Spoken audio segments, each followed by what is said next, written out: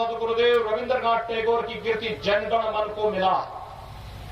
और भाइयों बहनों, ये बंगाल की ही धरती है जिसने भारत को राष्ट्र गीत दिया वंदे मातरम के रूप में, जो भारत की आजादी का अमर गीत बन गया, जिसको गाते गाते हमारे क्रांतिकारी फांसी के फंदे पर झूल जाते थे, लेकिन विदेशी आक्रांताओं की, विदेशी फिरंगियों की गुलामी को उन्होंने स्वीकार नहीं किया।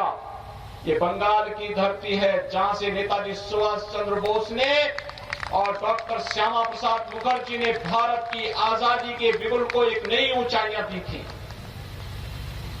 और इसलिए बंगाल की धरती हमारे लिए अनेक प्रकार से पवित्र धरती है।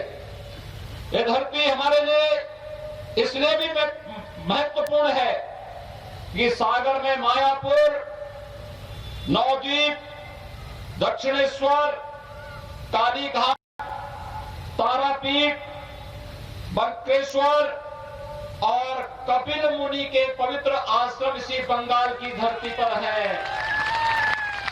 हर भारतवासी जब यहां पर काली बाड़ी की काली माई का दर्शन करने के लिए आता है, अपने को धन्य धन्य महसूस करता है। और आज तो मुझे आपके बीच में आकर के इस चुनावी सभा के माध्यम से बंगाल की इस धरती को प्रणाम करने का एक अवसर प्राप्त हुआ है।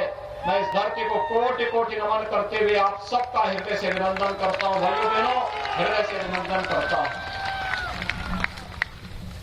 भाइयों बहनों, बंगाल की पीड़ा के साथ जुड़ने के लिए भारतीय जनता पार्टी आपके साथ खड़ी आई हुई है। बंगाल कभी भारत का समृद्ध राज्य माना जाता था। बंगाल कभी भारत का औद्योगिक राज्य माना जाता था।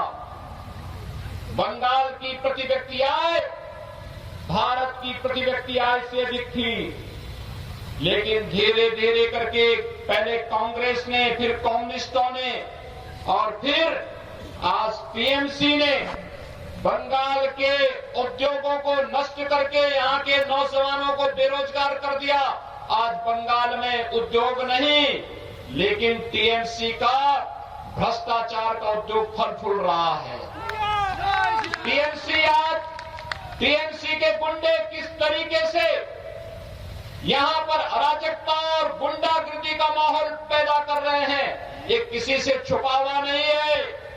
और यही कहते हुए मैं आया हूं, अभी 8 दिन पहले भारतीय जनता पार्टी के एक विस्तारक की निर्मम हत्या यहां पर हुई है।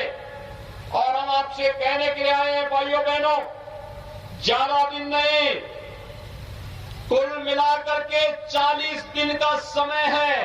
और 40 दिन के बाद भी आप देखना कि 35 दिन के बाद उल्टी गिनती प्रारंभ हो जाएगी टीएमसी के गुंडों की, क्योंकि तब बंगाल के अंदर तब टीएमसी की सरकार नहीं, भारतीय जनता पार्टी की सरकार होगी और इन सभी गुंडों को ढूंढ करके कानून के शिकंजे में डालने का कार्य किया जाएगा।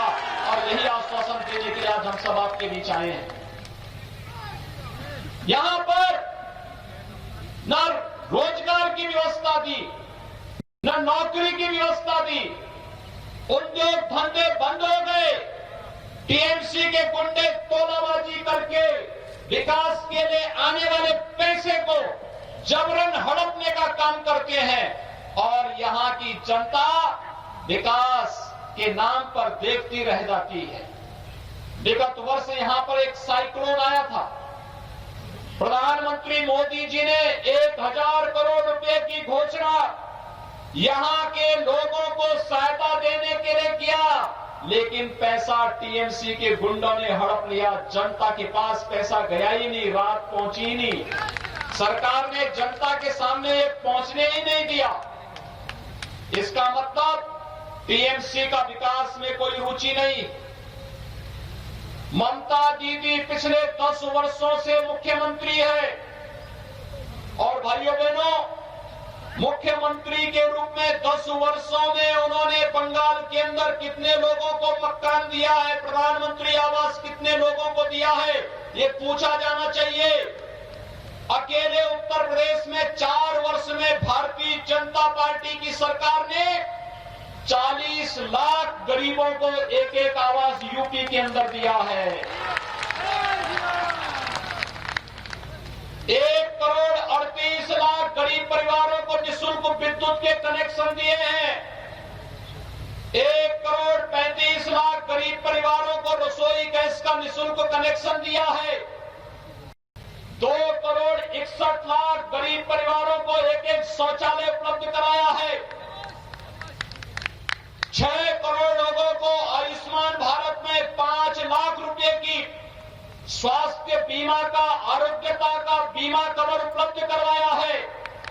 और भाइयों बहनों, 2,42,00,000 किसान परिवारों को 6,000 रुपए सालाना प्रधानमंत्री किसान सम्मान निधि देने का काम किया है।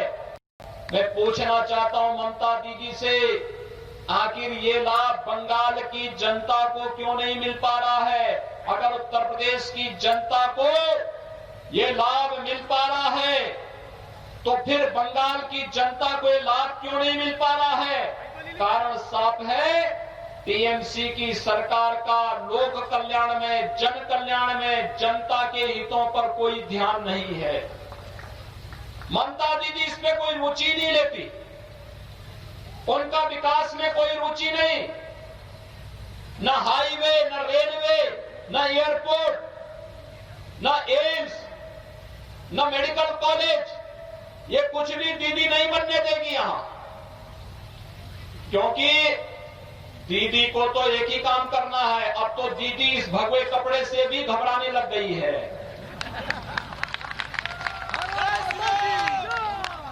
ममता दीदी को मालूम होना चाहिए ये भगवा भारतीय संस्कृति का प्रतीक है। आप सामने देख रहे होंगे भवन, और सामने एक और भवन, ये भी भगवे रंग से रंगे हुए हैं।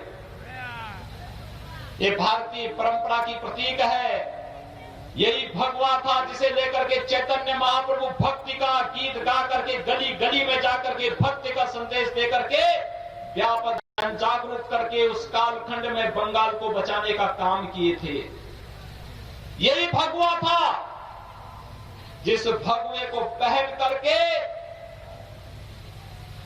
स्वामी विवेकानंद ने वैश्विक मंच पर जाकर के कहा था, गर्व से कहो हम हिंदू हैं, और हिंदू धर्म और संस्कृति की अलग दुनिया के अंदर बताने का काम किया था। यही भगवा है। जब सूर्य देव उगते हैं, इसी भगवा लालिमा के साथ वह एक नई जीवंतता हमें प्रदान करते हैं। और यही तो भगवा है। जैसे हम जब अष्टमी के दिन मां काली की पूजा करते हैं तो मां काली को भी यही हम अर्पित करते हैं, भगवा की परंपरा पर। और अब तो ममता दीदी को भगवा से भी चिढ़ हो गई और वह भगवान राम से भी चिढ़ने लग गई है। अब वो कहती है कि जय श्री राम नहीं बोला जाना चाहिए। ममता दीदी को मालूम होना चाहिए कि उत्तर प्रदेश के अंदर भी एक सरकार थी, वह भी जय श्री राम के नारे को बैन करना चाहती थी। उत्तर प्रदेश की जनता ने उस पार्टी की जबान को बंद कर दिया है और आज उत्तर प्रदेश के अंदर भारतीय जनता पार्टी की सरकार है। जब भी श्री राम के जय जयकार करने पे कोई सरकार रोक लगाएगी तो जनता भाजपा को फिर सत्ता में लेकर के आएगी। और यही तो हम कहने के लिए आए हैं। बंगाल के अंदर हर एक ओर से एक ही आवाज आ रही है और वह आवाज है कि भाजपा भाजपा भाजपा। मोदी जी के नेतृत्व में आज पूरा भारत एक भारत श्रेष्ठ भारत की परिकल्पना को साकार कर रहा है। आखिर इसी बंगाल की धरती पर तो डॉक्टर श्यामा प्रसाद मुखर्जी जी का जन्म हुआ था और डॉक्टर श्यामा प्रसाद मुखर्जी ने इसी बंगाल की धरती से एक नारा दिया था और वह नारा दिया था, एक देश में में दो प्रधान, दो निशान, दो विधान नहीं चलेंगे। जब जम्मू कश्मीर के अंदर कांग्रेस की कुटिल नीति के कारण भारत के संविधान में धारा 370 जोड़ने की कुत्सित चेष्टा हुई थी, उसके खिलाफ किसी ने आवाज उठाई थी, तो बंगाल की धरती पर पैदा हुए महान सपूत डॉक्टर श्यामा प्रसाद मुखर्जी ने उसके खिलाफ आवाज उठाई थी। और भाइयों बहनों, डॉक्टर मुखर्जी के उस सपने को साकार करने का काम किया है प्रधानमंत्री मोदी जी ने और गृह मंत्री अमित शाह जी ने, जिन्होंने कश्मीर में धारा 370 समाप्त करके आज जम्मू कश्मीर के अंदर एक व्यवस्था बना दी है कि अगर 24 परगना क्षेत्र के नौजवान भी जम्मू कश्मीर में जमीन खरीदना चाहेंगे तो उनको वहां पर इसकी पूरी स्वतंत्रता होगी, कोई उसे रोक नहीं सकता है। भाइयों बहनों, आज देश के अंदर आतंकवाद के खिलाफ लड़ाई कैसे लड़ी जानी चाहिए, ये लड़ाई को लड़ने का कार्य प्रधानमंत्री मोदी जी के नेतृत्व में देश लड़ रहा है। पाकिस्तान भारत के अंदर घुस करके पहले आतंकी घटनाओं को अंजाम देता था,